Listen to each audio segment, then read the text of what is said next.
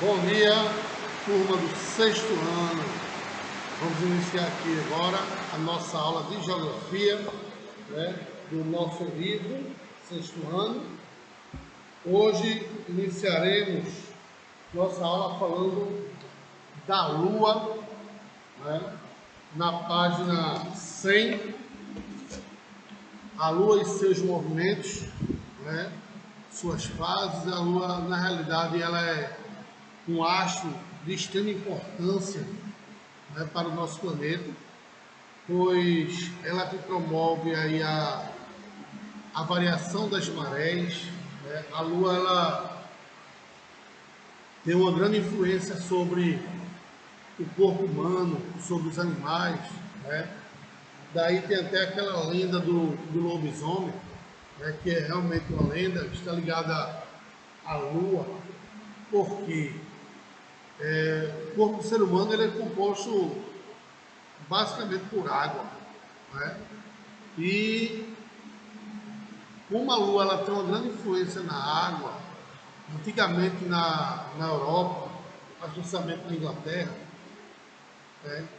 em época de lua cheia, alguns manicômios estavam lotados, de pessoas que tinham problemas mentais. E aí, em noite de lua cheia, como o organismo da gente ele é composto basicamente por água, a Lua ela tem uma influência muito grande na água, e aí, consequentemente, deixava as pessoas agitadas um pouco mais, e pessoas com problemas mentais ficavam mais do que o normal deles. E nos animais também, alguns lobos, quando observavam a lua cheia, urravam olhando para a lua. E aí, quando um louco desse aí fugia de um sanatório desse aí, às vezes atacavam pessoas em noite de lua cheia e matavam algumas pessoas no meio da rua, e associavam-se também com o urrado do lobo na madrugada de lua cheia. E as pessoas começavam a falar que era um ataque de um lobisomem, mas desde que era por conta de pessoas que fugiam do sanatório doidos e atacavam pessoas da rua e matavam as pessoas da Europa. Isso antigamente. Aí criou-se essa lenda aí do lobisomem. Mas, pois bem, a Lua, gente, ela é o satélite natural da Terra, Ela ilumina a Terra durante a noite, E ela divide-se em 4 fases no decorrer de sua trajetória ao redor da Terra. A Lua ela tem 3 movimentos principais, que é o movimento de rotação, que ela faz em torno do seu próprio eixo, chamado de movimento de rotação. Temos o movimento de translação, que é o que ela faz ao redor da Terra, e o movimento de revolução, que é o movimento que ela faz junto com a Terra ao redor do Sol, chamado de movimento de revolução. Então são esses 3 movimentos que a Lua tem: translação, rotação e revolução. Ok? São os principais movimentos da Lua. Vamos falar agora das fases da Lua. A Lua apresenta 4 fases: a Lua cheia, a Lua nova, quarto crescente e quarto minguante, ou apenas crescente e minguante.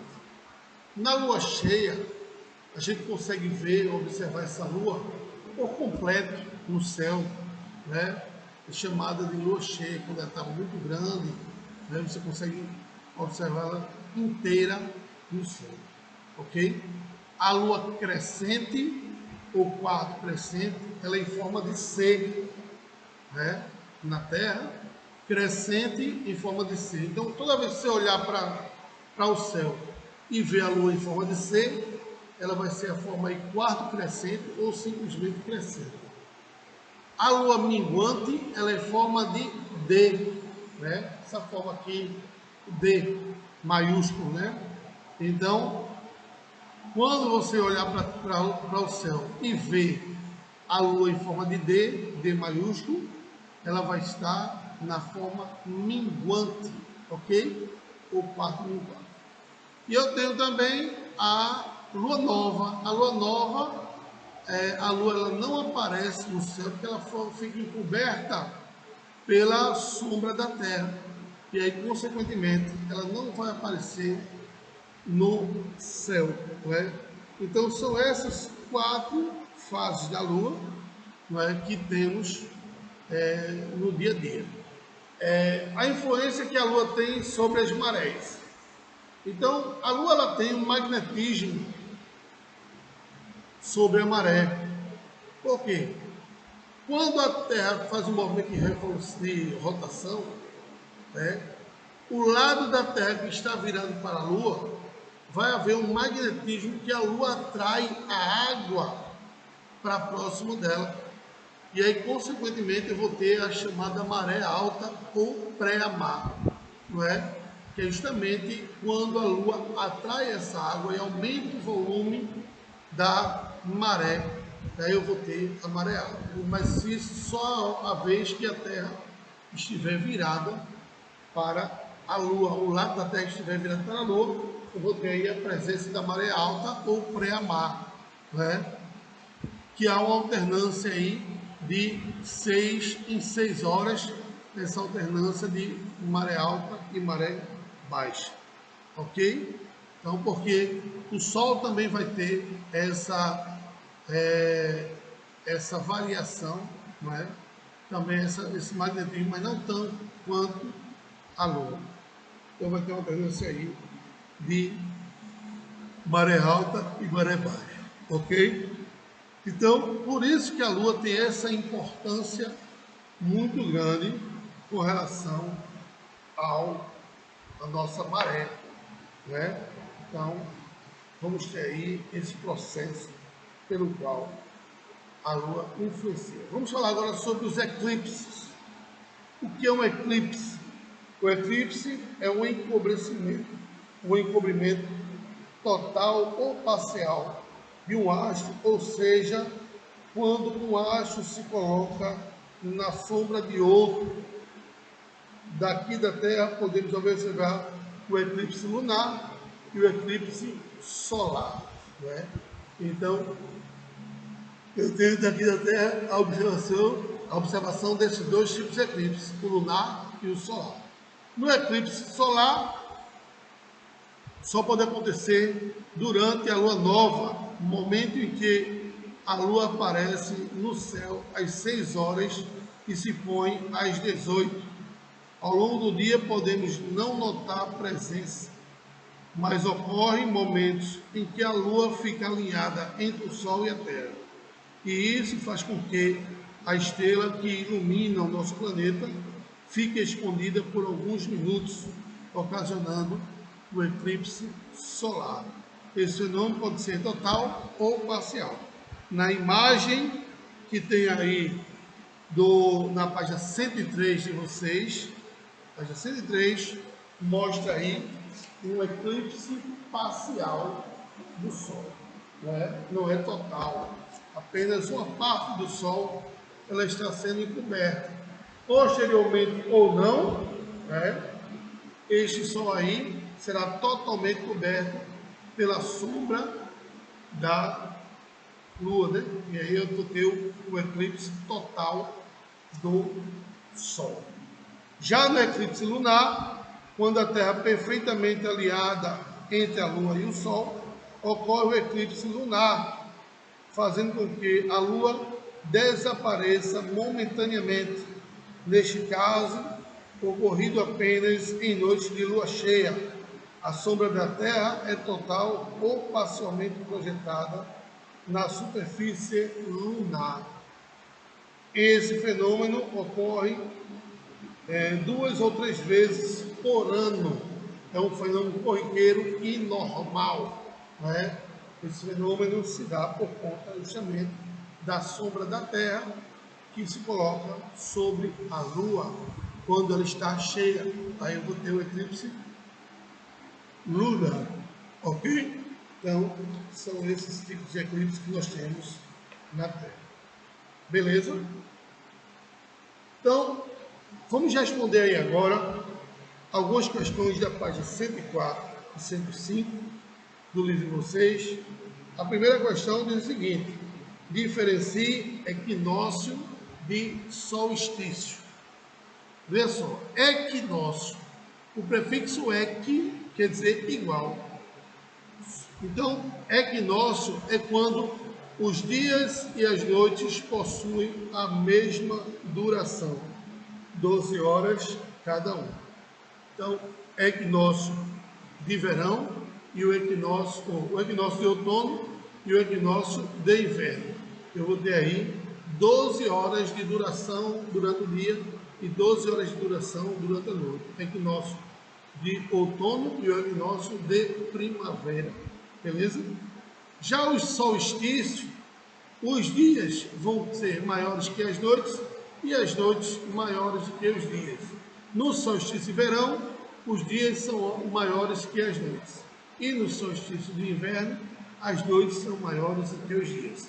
Quando é solstício de verão no hemisfério norte, vai ser solstício de inverno no hemisfério sul. Quando é solstício de inverno no hemisfério norte, vai ser solstício de verão no hemisfério sul, não é? Então eu vou ter no solstício de verão os dias maiores que as noites e no solstício de inverno as noites maiores que os dias. Ok? Questão 2. Observe o mapa abaixo. E aí no mapa abaixo eu tenho um ponto A e um ponto B. Um ponto A ali nos Estados Unidos e um ponto B na Oceania, mais precisamente na Austrália. Então, ó, João está na localidade iniciada pela letra A às 10 horas da manhã e atende um telefonema de seu amigo Pedro, que está na localidade B, ou seja, em Sydney, na Austrália. Que horas são na localidade de Pedro quando ele ligou para João? Então, bota aí. Identificamos a diferença de horas em relação a Greenwich. Greenwich é essa linha aí que corta até ao meio. Então eu tenho 12 horas no hemisfério norte e 12 horas no hemisfério sul. Ou no hemisfério norte. No hemisfério leste e 12 horas no hemisfério oeste. 12 horas a mais no hemisfério oeste e 12 horas a menos no hemisfério leste e 12 horas a menos no hemisfério oeste. Ou seja, a origem A é menos 6 horas no GMT, destino B, 9 horas GMT. Ou seja, 9 menos 6 dá igual a 15. Por que menos? Porque menos por menos dá mais. Então, eu vou ter 15 horas. Eu vou somar 9 menos 6, que é igual a 15. Porque menos com menos dá mais. Por quê? Ele saiu, ó. Aí só é contar quantos fusos horários ele atravessou. E aí você faz o somatório todo aí, que você vai ter 15 horas de diferença entre um e outro. Somando 15 a partir da origem A. Para a direita, o destino B está a leste. Então dá 15 horas de diferença. Ok? Então na localidade de Pedro é 1 hora da manhã. Ok? Com 15 horas de diferença, a localidade de Pedro vai ser 1 hora da manhã. Terceira questão. Observe a sucessão da imagem e responda. Em que espaço e tempo a mudança representada acontece? Você bota aí, letra A. Em um dia, ou seja, mais ou menos 24 horas. Então, o espaço e tempo que a mudança representa acontece em um dia ou mais ou menos 24 horas. Que movimento da Terra é responsável pela sucessão dos dias e das noites? Movimento de rotação, como falamos na aula passada. Movimento de rotação. Ok? Quarta questão. Outra questão aí de fuso horário. Diz o seguinte: dois amigos, Manuel e Carlos, moram em países diferentes. Manuel está indicado pela letra A, mora no Canadá, e Carlos, indicado pela letra B, mora na Argentina. Em 30 de dezembro, Carlos liga para desejar feliz ano novo e eles decidem falar um pouco de sua vida. Uma vez um deles diz que está triste por estar no inverno, com tudo coberto de neve e sem poder sair de casa no frio. Qual dos dois fez a afirmação? Então, veja só. Quem faz a afirmação foi Manuel em 21 de dezembro. É início do inverno no hemisfério norte. A localidade da letra A já é próxima das altas latitudes, onde as médias térmicas são as mais baixas das zonas térmicas, ou seja, lá próximo ao círculo polar ártico eu vou ter médias térmicas muito baixas. E, consequentemente, no início do inverno, aí é que as temperaturas vão baixar mais ainda. Então, aí, a afirmação foi feita pela letra A, E aí, consequentemente, eu tenho essa resposta. Quinta questão é o seguinte: considere o mapa abaixo para responder as perguntas. E aí eu tenho o mapa dos fusos horários, que diz o seguinte: certo dia, Eric, que mora em Brasília, estava conversando pela internet com Maria Carolina, que mora em Madrid. Quando percebeu que era meio-dia, hora do almoço, rapidamente despediu-se da menina, convidando-a para almoçar. Dentre as alternativas abaixo, assinale aquela que apresenta a possível resposta de Maria Carolina, que seria aí: obrigada, já almocei há 3 horas. Por quê? Porque ela está a 3 horas de fuso a mais do que Eric, por estar localizada onde? Por estar localizada em Madrid. E aí, consequentemente, ele está a 3 horas a mais de Eric. Ok? Então seria aí o segundo quadrante na letra A. Letra B. Depois de almoçar, como de costume, Eric foi tirar uma soneca e só acordou às 17 horas. Entrou novamente na internet e começou a conversar com Adenilson, que mora em Nova Delhi, na Índia.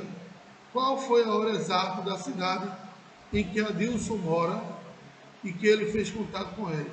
Sugestão. A resposta: menos 3 horas, menos mais 5 horas, que é igual a 8. Então, somando 8 horas a partir da origem de Eric para a direita, pois o destino é de Milson a leste, ele vai reduzir, ou seja, diminuir 8 horas em relação a Eric, no qual a de Milson vai estar de 1 hora em Nova Delhi.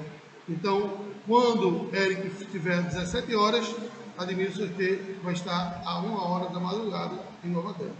Então, eu tenho aí a diferença de horário. Sexta questão. Érica mora em Palma, capital do estado de Tocantins, e uma viagem de férias fez um roteiro para visitar sua irmã Elma, que mora em Fernando de Noronha, Pernambuco. Antes de entrar no avião, Érica ligou para sua irmã, que eram exatamente 7 horas. Qual foi a hora que Elma atendeu o telefone em Fernando de Noronha? Então, se ela está em Palma, no Tocantins, o horário de Brasília é de menos 3 horas em relação ao de Greenwich. Às 7 horas da manhã, quando ligou para Elma, só que em Fernando de Noronha já era 8 horas da manhã, pois lá é 2 horas em relação ao Greenwich. Para fazermos a diferença entre Fernando de Noronha e Palmas, eu botei uma diferença de 1 hora de diferença. Então, se Elma está em Fernando de Noronha e Érica ligou para sua mãe exatamente às 7 horas. Qual foi a hora? Ela vai estar em uma hora de diferença, ou seja, ela vai estar de 8 horas da manhã, ok? Então, é a diferença de 8 horas. Enquanto Fernando de Noronha for 7, 8 horas em Palmas. Sétima questão. O avião de Érica tomou em Palmas, o avião que Érica tomou em Palmas para Fernando de Noronha levou um voo de 7 horas e 30 minutos e a duração do percurso até aterrissarem foi de 3 horas. Qual foi a hora de chegada do Fernando de Noronha? E aí é simples essa questão. Você pega a hora que ela saiu de Palmas, né? Você soma a quantidade de horas de viagem, mais ainda a quantidade de fluxo que ela ultrapassou. Então ela pegou uma hora de... Qual foi a hora que ela pegou? 7h30 mais 3 horas, né? 7, 8, 9, 10 e mais uma hora de duração. Então ela vai chegar lá de 11h30, porque ela foi de oeste para leste. Então, quando você vai de oeste para leste, você vai somar tudo. A hora de saída, mais a hora de duração, mais a quantidade de fluxo que você passou. Então ela saiu de 11h30, então mais 3 horas de duração de voo. Então tem aí 7h30, 8h30, 9h30, 10h30 e mais uma hora de fuso, 11h30, ao qual ela vai chegar em Fernando de Noronha às 11h30, tendo essa aí a resposta.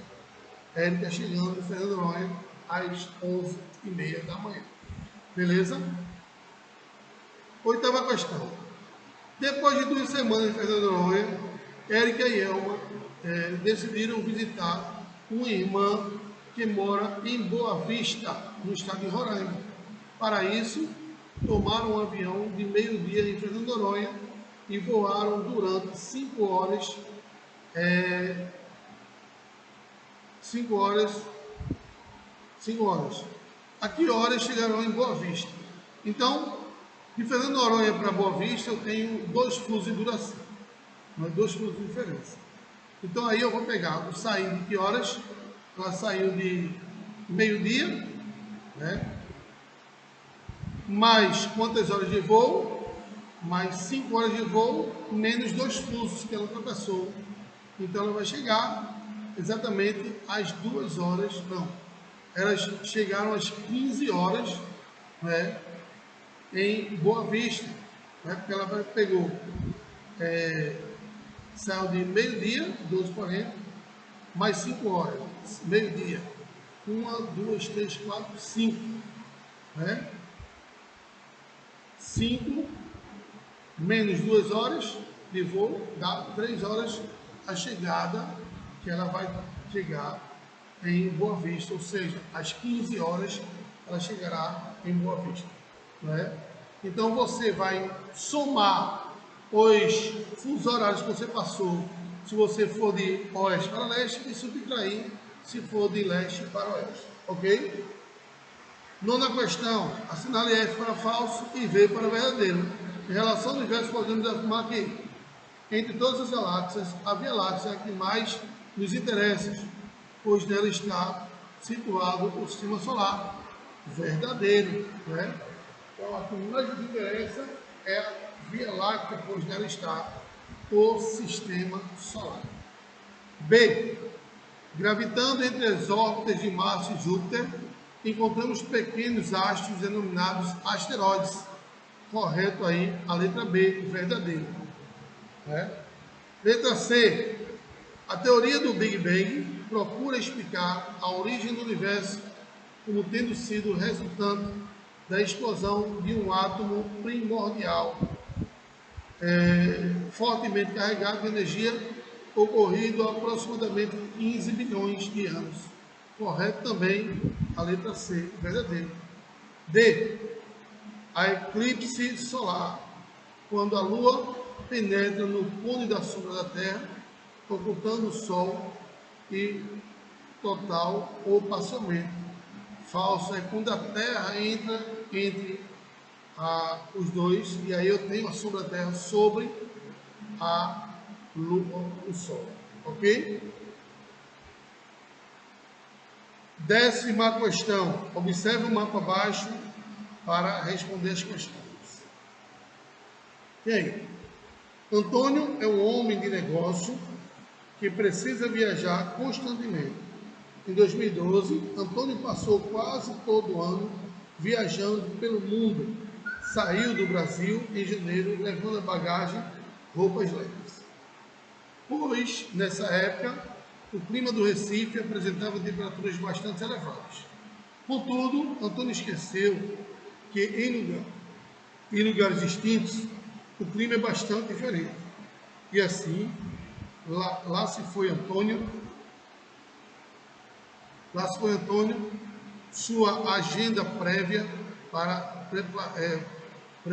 uma parada em Nova York para visitar a matriz da empresa em que trabalha. Depois, Paris, capital da França, onde visitava alguns sócios. Depois, a cidade partiria imediatamente para a Antártida, onde visitaria uma área de estudo sobre minerais e regiões geladas. A seguir, voaria para a cidade do Cabo, na África do Sul, onde visitaria uma mina de diamantes e de lá retornaria ao Brasil. Por quantas zonas climáticas Antônio passou? Então, ele passou praticamente por 4 zonas climáticas diferentes, ao qual ele deveria levar vestimentas para todos os tipos climáticos que ele ia encontrar durante sua viagem. Então, ele passou por 4 zonas climáticas. Ok? B. Antônio chegou em Nova York no dia 11 de janeiro. Qual estação do ano ele encontrou no local? 11 de janeiro, claro que é inverno nos Estados Unidos, então ele pegou o inverno em Nova York. Ok? C. Antônio chegou a Paris, na capital da França, às 5 da manhã e precisou ligar para casa, pois fazia um tempo que não havia notícia de sua família. Lembrando que o horário de Paris é de 1 hora a mais adiantada que Londres. A que horas sua mãe do Recife atendeu o telefone? Claro que ela atendeu às 2 horas, né?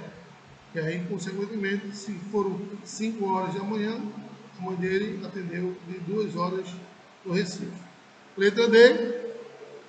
Em todo o percurso, em quais lugares Antônio precisou usar roupas mais pesadas por conta do frio? Nova York, né? Paris e na Antártida, porque estava inverno nessa época do ano no hemisfério norte, beleza? E na Antártida porque é frio o ano inteiro. E letra E, na cidade do Cabo, Antônio chegou no dia 22 de março. Qual era a estação nessa época? Era o outono, em 22 de março, na cidade do Cabo, na África. Eu tenho outono. Questão 11. Marque a alternativa correta sobre as estações do ano. As estações do ano são bem claras em todo o planeta? Claro que não. Porque na área tropical eu vou ter apenas verão e inverno, não vou ter outono nem primavera. Então não é em todo o planeta. Também nas regiões polares eu vou ter frio durante o ano inteiro. Não é? B. O outono é a estação do ano em que recebe maior quantidade de não, né? A maior quantidade de radiação solar é no verão e não no outono. C. O verão é a estação do ano em que começa com o término do outono e antecede a primavera, também não, né? Que antecede o outono é a primavera, é a primavera. E aí, consequentemente, depois do outono veio o inverno. E depois veio a primavera, para depois vir o verão. Então, letra D. O movimento de translação, juntamente com a inclinação do eixo da Terra, em relação ao plano de órbita, é responsável pela estação do ano. Correto aí a letra D. Correto a letra D. E letra E, as estações do ano não alteram a dinâmica natural de um determinado local? Claro que altera sim. Então a resposta aí seria a letra D da questão 11. 12. Ao longo do ano, nem sempre as noites e os dias têm a mesma duração. Marque a alternativa em que indica a estação do ano caracterizada pelas noites mais longas que os dias, que é o inverno, é o chamado solstício de inverno, noites mais longas que os dias. Ok? 13ª questão. Observe o movimento de translação da Lua ao redor da Terra. Baseando no estudo que fizemos no cenário 3, destaque desse capítulo, numere cada uma das fases da Lua, né? E aí eu tenho na 1, eu vou ter aí